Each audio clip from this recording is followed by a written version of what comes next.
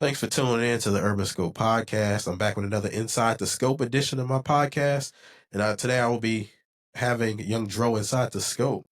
So, Young Dro, the Atlanta based rapper. Now, if you judge off just his voice and tone, you would never imagine that he would be the lyricist that he is. Very amazing with words, especially early in his career. Very thoughtful with his words. And he actually talks about stuff, even though he makes all of these Lil Wayne type punchlines, but he still has the charisma and he still has just the imagery that a poet would have. So Dewan Hart is one of the best lyricists in the game, and I'll break down why. But coming out of that Grand Hustle camp, he was one of the best dressed as well. I think in one of his lyrics, he said, "Yesterday I was the freshest dude in the country." Now I don't know how you knew you was the freshest dude in the country. If everybody sent you their outfits and you just compared it to yours, or you just blowing smoke. But that was one of the most creative lines I ever heard. Especially coming from Young Dro, he had a voice similar to like Ja Rule or DMX, but he had punchlines like Lil Wayne. It was a unique combination, and I love his music. Somebody that I worked with when I was in high school got me onto his music, and it was one of the mixtapes. And I'll talk about that in a little bit, the Gangsta Grill mixtape. But I fell in love with that mixtape, and one song and specifically was Cartoon. But Young Dro actually released an album before the album with Grand Hustle, before he got with Ti. He's friends with Ti, longtime friends. They had a recent interview on the Breakfast Club a couple months back, but he's turned his life around and got sober and stuff like that. So his message is a little bit different now. But I listened to that 10-piece mixtape that he just put out. It was pretty good, but it's not the same Young Dro. But nevertheless, his greatness over those first couple of albums was amazing. Just the words he was able to put together. But his introduction into the game commercially was the shoulder lean, which I always talk about the irony of that. Having a dance song as your first song is a pro and a con. So you get the notoriety, you get the fame, you get the clicks, you get the views, you get the sales, but you don't get the respect from lyricists or get the respect from hip hop aficionados and hip hop purists. And Young Dro, he's in that same boat. I want to say not to the degree of Soldier Boy or even Doja Cat when she came up with the cow song and everybody thought she was just commercial and all this stuff, and then she gave me the real music. Young Dro did the same thing.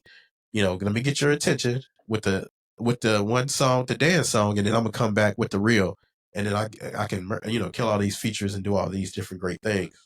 So I didn't think that he was gonna be that lyrical, or but when you pay attention to that Shoulder Lean song, he was actually lyrical, which is kind of rare, but I guess if you got a great chorus, you can sneak in your bars in the verses and, it can go unnoticed. So a couple of lines I paid attention to was, "I lean and get lit, Lima Bean 6, I take breath, the opposite of Promatine Miss." So that lyric right there was crazy because, Promatine Miss, gives you oxygen, and he says it's the opposite. So it was very lyrical.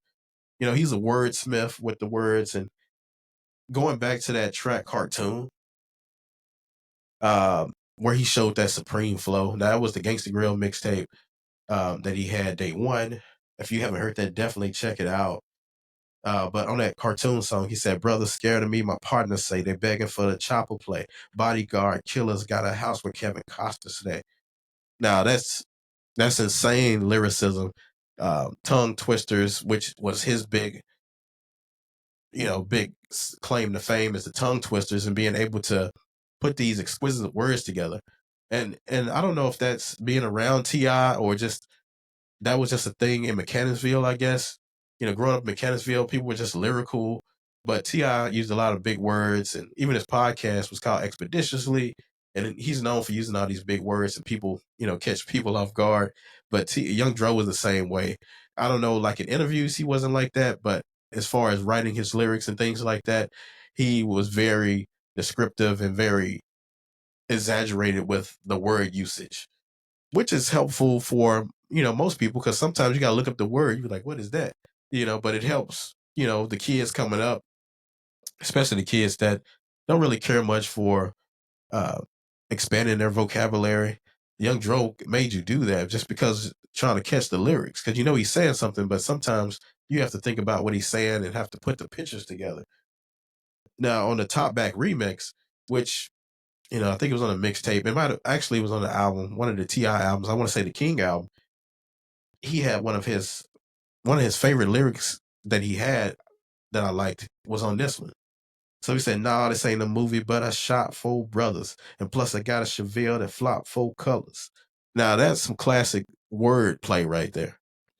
Comparing the shooting 4 brothers to the movie, which was kind of big around that time with Tyrese and Andre 3000, another Atlanta native that he's very familiar with and probably got a lot of influence from, because honestly, a lot of Young Dro's vocabulary is what Andre 3000 has, especially early in his career during the Outkast days. Um, but it was complete wordistry on his tracks and just unexpected. Like I said, judging off just his tone and his voice, and the way he dressed was classic.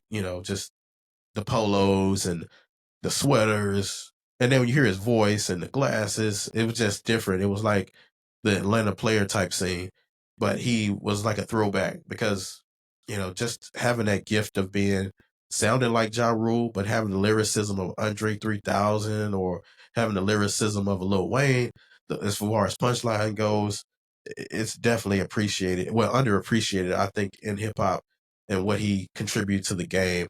Being with Grant Hustle and being under T.I. gave him a different light as well. So it kind of put him up in a different echelon, I want to say, as far as lyricism goes. But the lyricism is not appreciated as much as it used to be. But, per hip hop fans, we appreciate what Young Dro has done for the game. And his articulation is flawless, similar to Ludacris's, that clear cut clarity that he has. But kudos to Young Dro. And if you haven't checked out his music, definitely check out his music. Definitely one of the top lyricists in the game. And as always, until next time, I'll see you next time.